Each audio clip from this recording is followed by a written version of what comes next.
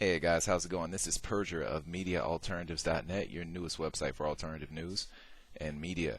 Hey, just wanted to go ahead and talk about a topic here that's been bugging me. And it's a fairly old topic, but yet and still is relevant. What I'm talking about is all these people going around with these stickers and things on their cars saying support the troops. And a lot of times what these people mean, even though they don't say it, they don't really mean support the troops so much as they mean support the president's policies who's sending him into war. And what I want to talk about here is the complete wackiness of that idea. A lot of times people, they assume that, well, hey, you need to support the troops, which means keep them supplied and keep them well armed and stuff like that when they're in battle, when the fact of the matter is most of these troops may not even want to be over there. And in fact, that cause is actually hinted at if you go to ronpauldelaware.wordpress.com.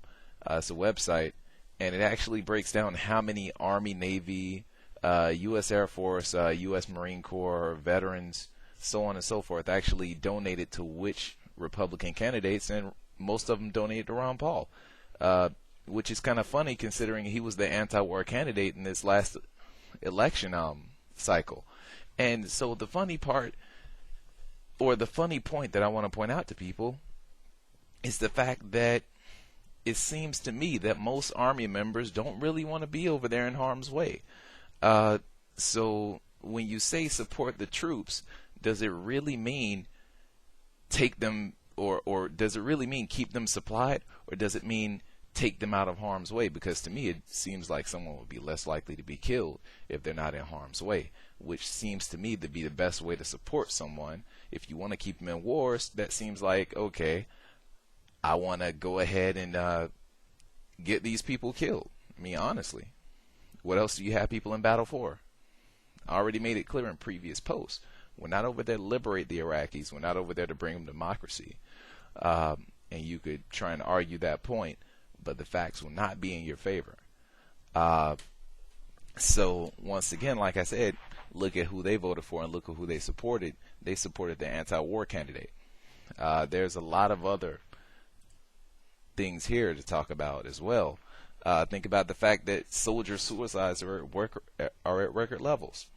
Now, we've kept these troops in war for so long, and so many of them have mental issues, and so many of them aren't getting their issues addressed. Think about the fact that there was the hospital incident that happened a few months ago, and I forget the base that it happened at, but where the veterans, they weren't being treated correctly. You had rats, you had people in really poor quarters. I mean, and this is what they come back to. You have people who come back with mental problems. You have people who've shot entire families, people who've set up people who are absolutely innocent. In fact, there was a soldier who testified in an event, and please excuse me because I forget the event, but I'm sure it can be Googled and looked up. But he was talking about how his squad, there was a woman who was trying to give them groceries. He bought into the American propaganda. She said, hey, I'm going to go ahead and give these American occupiers some food and groceries to tell them thanks for occupying my country. So she brought 2 bags of groceries toward the troops. The troops thought she was someone trying to blow them up. They shot her to pieces. And when they went and looked at her and saw that she actually had groceries in the bag, they realized they'd done something wrong. What'd they do? They grabbed some AK-47s they took from some other insurgents and planted them on her and said, well, hey, look, let's take a picture of her like this and say she was an insurgent. You know, and this is what these people do. I'm not saying all troops are bad, but what I am saying is that horrific things happen in war because war is hell, as the quote goes. And it doesn't seem like to me it's a constructive thing to keep these guys in this situation for extended amounts of time, especially when you have people who want to leave, but they can't leave because of the stop-loss program. Here's another article off of thinkprogress.org. This was a poll, and this is old news. 71% of Iraqis want U.S. forces to withdraw within a year. And like I said, this article is actually a pretty old article. But it was actually in 2006, which was only 2 years ago. And from what I've heard, the sentiment in Iraq hasn't changed much. And when you put it in that light, you have occupying foreign troops, you have attacks every day, you have 70+% of the people in a country wanting foreign troops out. It seems to me, if it's a sovereign nation, as we say they are, we do say Iraq is a sovereign nation.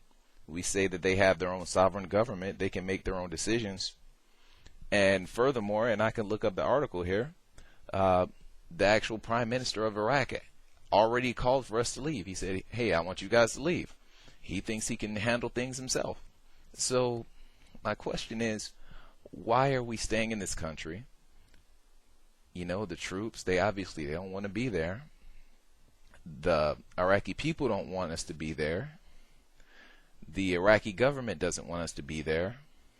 The only people who seem to want us to be there are our elected officials, who have the very least to do with the situation out of anyone. They're not over there fighting anyone. They're not sacrificing their children to go and fight over there. They're not doing anything. They're looking at TV screens like us.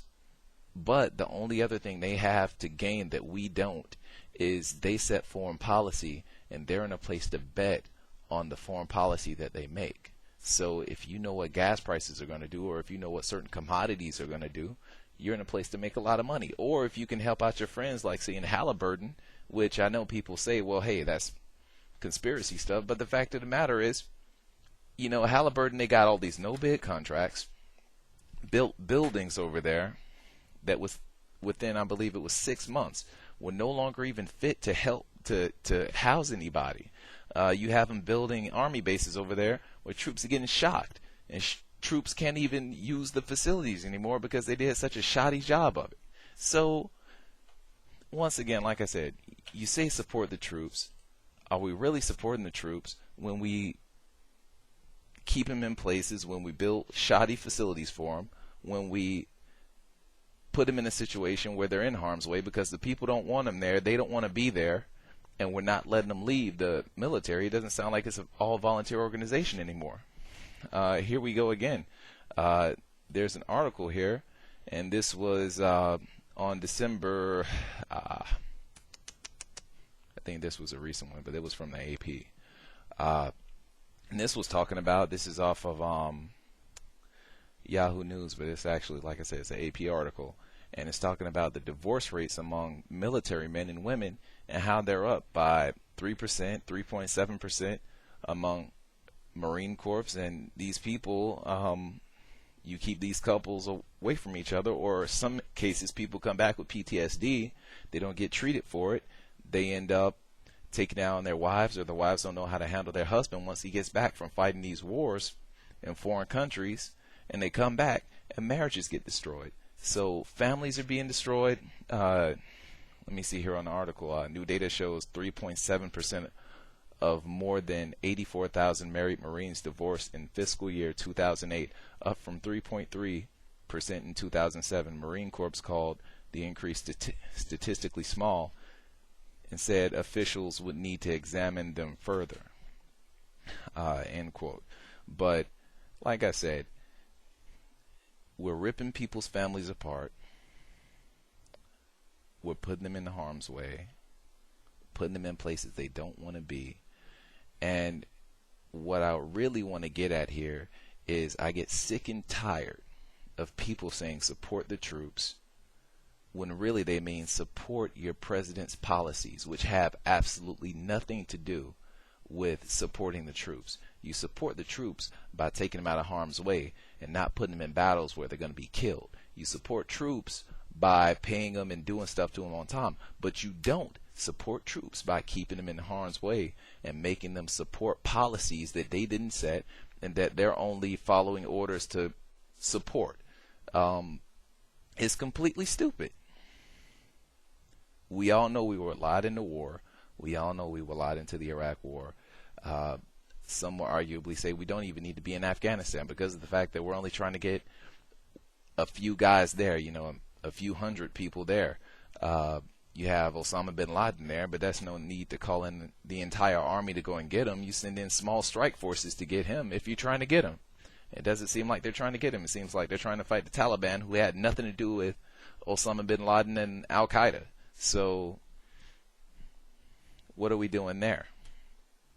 And that's the end of what I have to say here. But like I said, just think it over and think about what we're doing to our troops. If you want to say support the troops, do it.